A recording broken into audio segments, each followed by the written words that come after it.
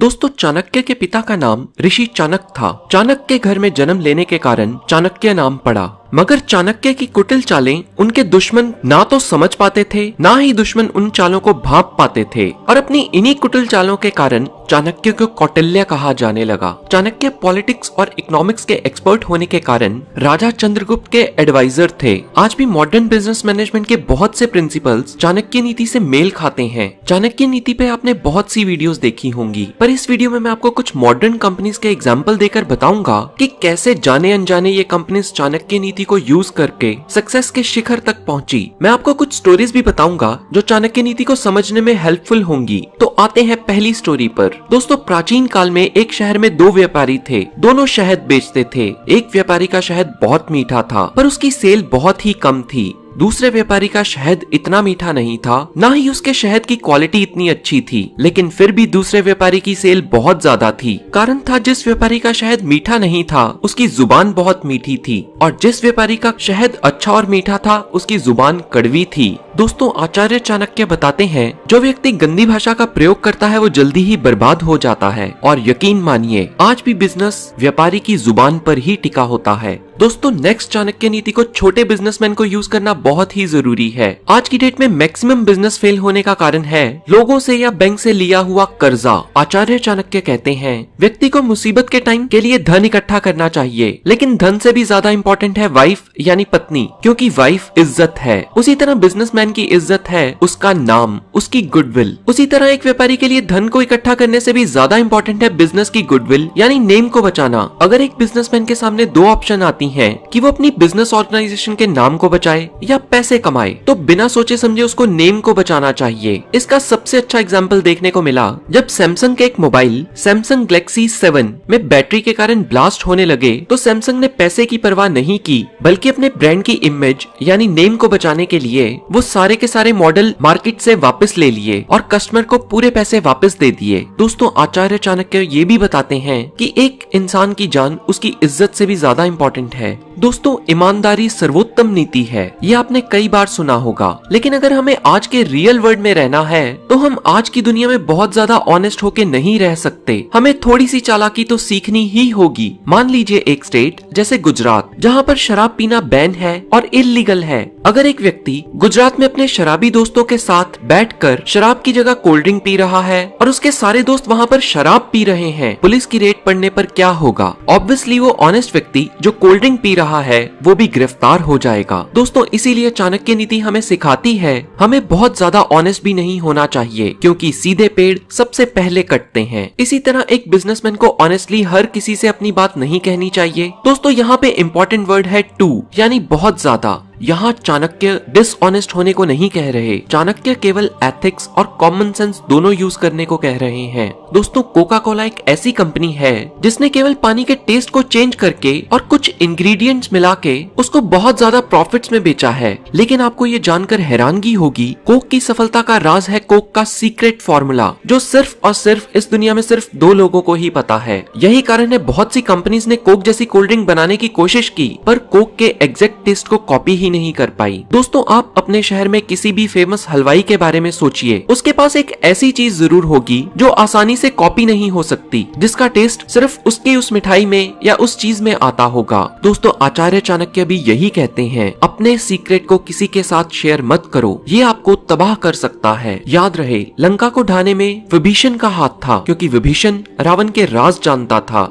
दोस्तों, मैंने जब अपना YouTube चैनल शुरू किया तो मुझे मेरा एक दोस्त काफी देर बाद मिला। वो बेरोजगार था। मैंने अपने चैनल के बारे में उसको बताया और उससे कहा वो भी अपना चैनल शुरू कर सकता है। वो 10th स्टैंडर्ड के स्टूडेंट को ट्यूशन पढ़ाता था। मैंने उससे सलाह दी कि वो 10th के CBSE के वीडियोस डालना शुरू कर दे। उसने मुझे जवाब दिया, पर जब सभी स्टूडेंट 10th पास कर जाएंगे तो वो क्या करेगा? एक दिन तो आएगा जब सब लोग सब कुछ सीख चुके होंगे, तो वो कहाँ से नए सब्सक्राइबर्स लाएगा? और फिर उसने मुझसे पूछा, जब मैं 500 या 1000 वीडियोस बना दूंगा तो और बुक्स या और नॉलेज कहाँ से लाऊंगा? दोस्तों, उसके इस सवाल सवाल का मेरे पास कोई जवाब नहीं था और तकरीबन आधे घंटे तक मैं भी बहुत परेशान ही रहा और सोचने लगा वीडियोस बनाने के चलते न्यू बुक्स पढ़ने का टाइम हो सकता है ना ही मिले, और जब सारी बुक्स पर वीडियो बन जाएंगी तो मैं क्या करूंगा। दोस्तों सच तो ये है, ये सब नेगेटिव थॉट्स थे जो कि मेरे माइंड में डाले गए थे मेरे नेगेटिव फ्रेंड ने। वो खुद तो दुखी था ही, मुझे भी दुखी कर गया। और अगर आप बिजनेस में सक्सेसफुल होना चाहते हो तो दुखी लोगों से दूर ही रहो। एक सड़ा सेब टोकरी में रखे सारे सेब को खराब कर देता है, उसी तरह एक ऑर्गेनाइजेशन में एक दुखी इंसान सारी ऑर्गेनाइजेशन का माहौल खराब कर देता है और वो बाकी लोगों को भी डीमोटिवेट करता है। दोस्तों ध्यान देने वाली बात ये है, चाणक्य ने यहाँ ये नहीं कहा कि दुखी लोगों की मदद ही मत करो, केवल ये कहा है ऐसे लोगों से दूरी बनाए रखें। चाणक्य कहते हैं एक ज्ञानी पुरुष भी दुखी हो जाता है जब वो किसी मूर्ख व्यक्ति का उपदेश सुनता है, या वो दुष्ट पत्नी का पालन पोषण करता है, या दुखी व्यक्ति से गहरे संबंध बनाता है। दोस्तों आपने अक्सर देखा होगा ज्यादातर ऑफिस की रिसेप्शनिस्ट एक बहुत ही सुंदर लेडी होती है। न्यूज़पेपर में भी लोग अक्सर विज्ञापन देते हैं खूबसूरत रिसेप्शनिस्ट की आवश्यकता। एयरप्लेन्स में भी सुंदर स्त्रियों को ही एयर होस्टेस रखा जाता है। ऐसा इसलिए किया जाता है ताकि कस्टमर को अट्रैक्ट कर सकें। इसी तरह ज्यादातर कंपनीज जवान लोगों को ही काम पर रखना पसंद करती हैं। केवल हायर पोस्ट के लिए ही ओल्ड और एक्सपीरियंस लोगों को रखा जाता है। और दोस्तों इन दोनों के पीछे भी चाणक्य का सूत्र ही काम करता है। आचार्य चाणक्य कहते हैं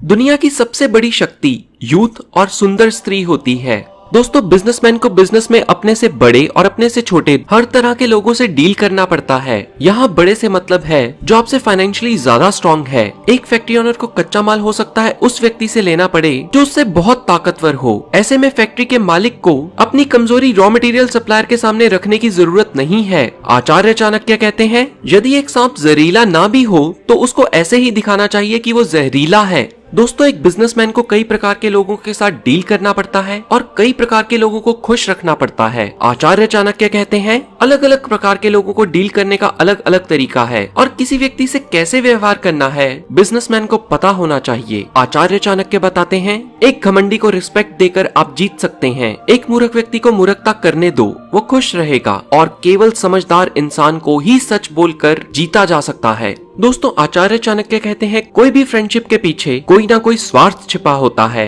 अगर कोई व्यक्ति किसी को बर्थडे पर एक बहुत महंगा तोहफा देता है तो हो सकता है उसके पीछे उसका बहुत बड़ा स्वार्थ हो, और ये बात एक बिजनेसमैन को अच्छे से समझ लेनी चाहिए ताकि कोई भी फ्रेंडशिप की आड़ में उसका फायदा ना उठा सके। दोस्तों आचार्य चाणक्य कहते हैं जो व्यक्ति आर्थिक व्यवहार करने में, ज्ञान को ग्रहण करने में, खाने में, काम धंधा करने में शर्माता नहीं है वो सुखी जीवन जीता है। दोस्तों ये थे इंपॉर्टेंट प्रिंसिपल्स जो चाणक्य नीति पर बेस्ड थे। तो चलिए एक बार फिर देखते हैं इस वीडियो से हमने क्या सीखा। गंदी भाषा का प्रयोग ना करें। गुडविल ज्यादा इम्पोर्टेंट है। एक व्यक्ति को बहुत ज्यादा भी सीधा नहीं होना चाहिए। अपने राज किसी से मत शेयर करो, ये तुमको बर्बाद कर देगा। दुखी लोगों से दूर रहो। औरत और यूथ दोनों बहुत ताकतवर शक्तियां हैं। अगर एक सांप जहरीला नहीं भी है तो उसे ऐसे ही एक्ट करना चाहिए कि वो जहरीला है। एक घमंडी को रिस्पेक्ट देकर जीता जा सकता है। एक मूर्ख को मूर्खता करने दो, वो खुश रहेगा और केवल समझदार इंसान को सच बोलकर जीत सकते हो।